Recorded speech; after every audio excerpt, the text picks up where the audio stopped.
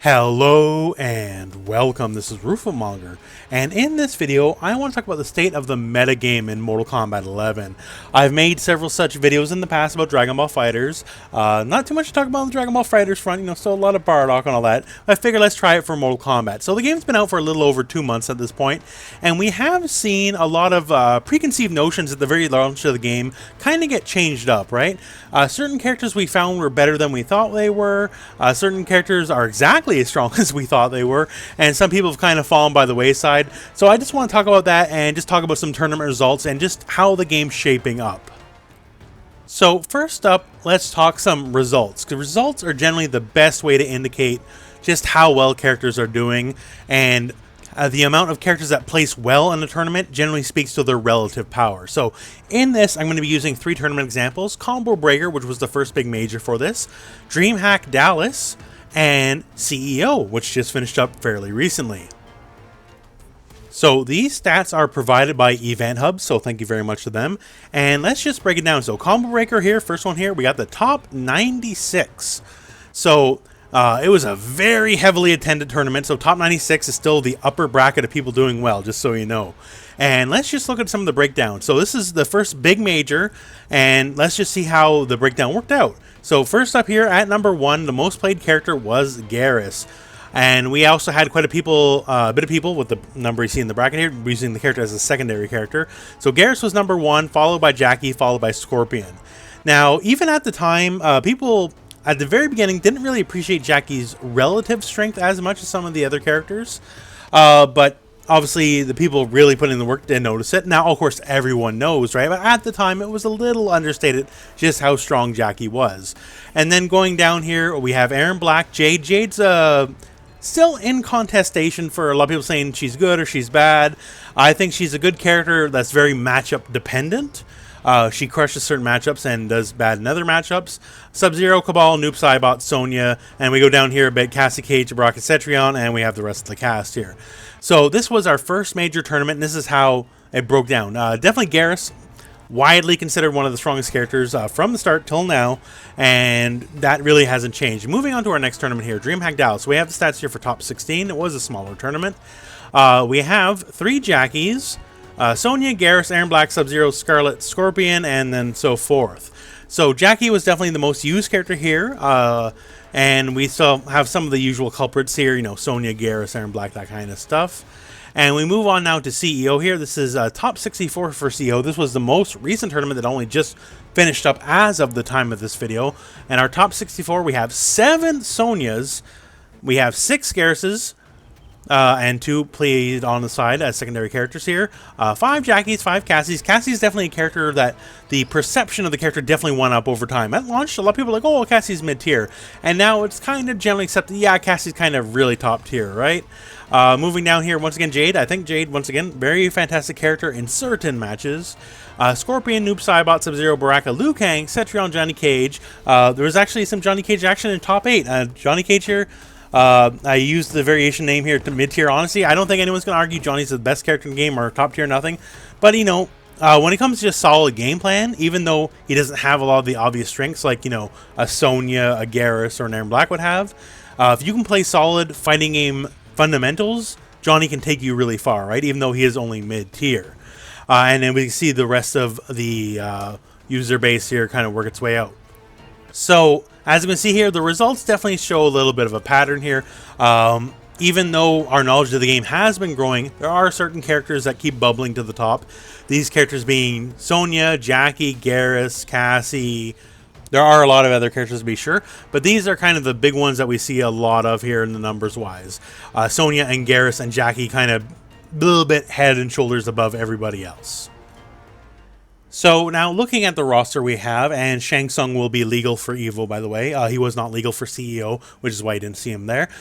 We got to think, as a launch product with no major balance patches yet, how does this game stack up as terms of roster viability? And I gotta say, overall, I gotta give it a passing grade. Me personally, a lot of the characters I personally like, you know, like the Cons, I like Collector.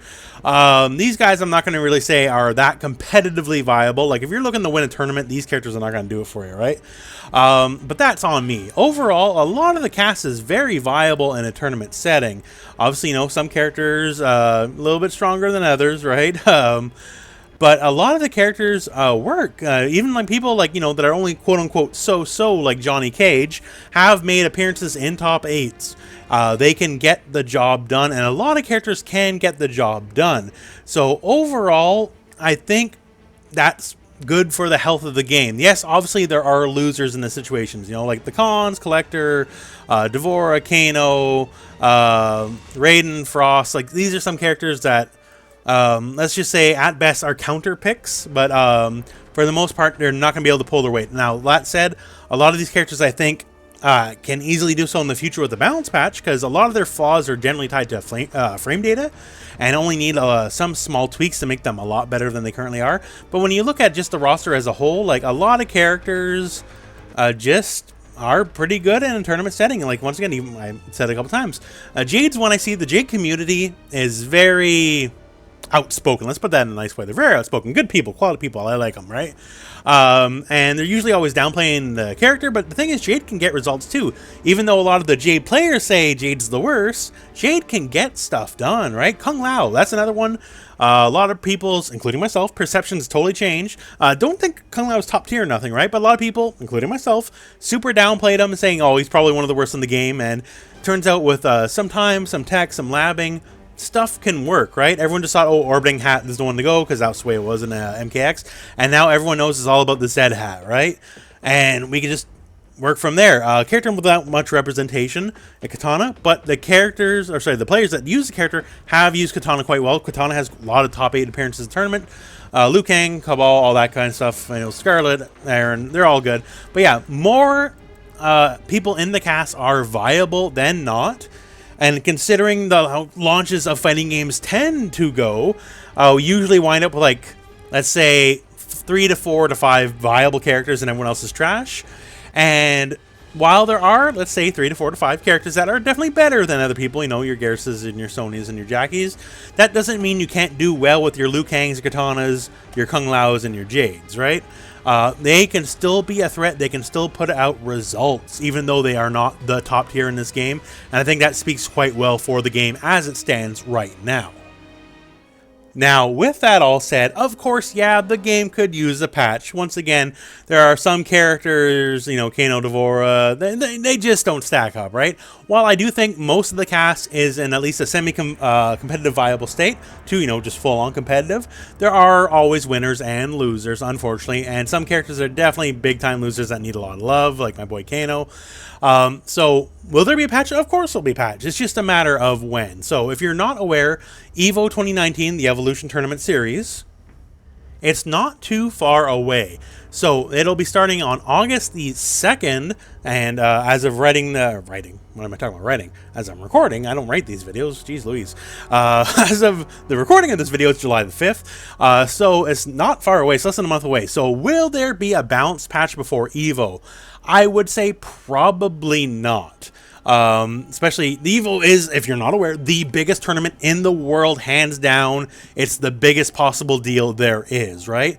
So, major balance changes before a big tournament generally are kind of frowned upon in the competitive community, even though a lot of people in the competitive community do definitely want a patch. But generally, especially a tournament of this size, big patches are frowned upon. So I would say the balance patch is coming, but it probably won't be till after Evolution 2019 is done. And with that, of course, we have, since I do have my cursor on TSUNG, we do have Nightwolf, Sindel, Spawn, and the rest coming. And the matter is when. Now, will they have a one-a-month schedule? If they do, then Nightwolf will probably launch right before EVO 2019, which means he will not be able to be played legally at the tournament. The NRS Pro Tour does limit characters that are new characters, DLC characters, to being available for 30 days before they are legal for tournaments if you're an NRS Pro Tour tournament. But yeah, that seems to be where it's shaking up. So we might have Nightwolf before then, but he won't be playable, unfortunately. I'm a big fan of Nightwolf, personally. But yeah, so I don't believe there will be the big balance patch we're all kind of waiting for until after EVO 2019. Now, it might be shortly thereafter. In fact, I can almost guarantee it'll be shortly thereafter, although I don't have the inside loop or nothing. But just that seems to be how it's gonna be. But yeah, once again, just as the state of the metagame is going, a lot of characters are finding more use as time goes on. We don't react to knee-jerk nerfs or knee-jerk balance buffs here, because once again, players like Jade's definitely found her niche, as it were. Some characters, like myself, playing Collector, a lot of people say he's the worst character in the game. I still don't think he's great, but I've definitely found a lot of stuff with Collector myself to kind of pull him up from the dregs. Characters like Cetrion. Cetrion was considered an incredibly poor character in the first 2 weeks, and I guess we all know that's wrong now, right? Cetrion definitely requires a very specific style of play, but Cetrion can get it done for sure. Certain characters that everyone thought was terrible, like Garrus. Garrus is a very strong character, but he's not as omnipresent as he was at the beginning. And characters that are quite strong, like Cabal. Cabal doesn't really get that much play, despite being an obviously strong character, right? So there's still a lot of room to grow and learn as it currently stands. So in the end, right now, the state of the meta, I think, definitely we have our top characters: Jackie, Garrus, Sonya, Cassie. These seem to be the most dominant characters, but there are a lot of characters that can compete. And for a game very early in its lifespan, I think that's a really good thing. In time, you know, your Devoras of the worlds, perhaps, you know, post-patch, we'll all be bitching about how strong Devora is and Devora is killing the game. And we'll get there. In time, I'm sure Devora will have her time in the sun, and we'll say how Devora is the worst thing to happen to the game and all that fun stuff. But let us get to there at that point, you know. She's obviously a character among some others that need the buff, so let her get the buff she needs before we complain how she ruined the game, right? But anyways, yeah, so I think the game's in a good spot, even though sadly the characters I personally care for, they could definitely be standing to be a little bit better. But overall, I think the game's in a good spot. For launch of a new fighting game, I think that's fantastic. So yeah, right now that is the state of the meta, at least in my personal opinion. Anyways, that's it for this video, so thank you very much for watching. Hope this video has found you well. Go out and play some Mortal Kombat.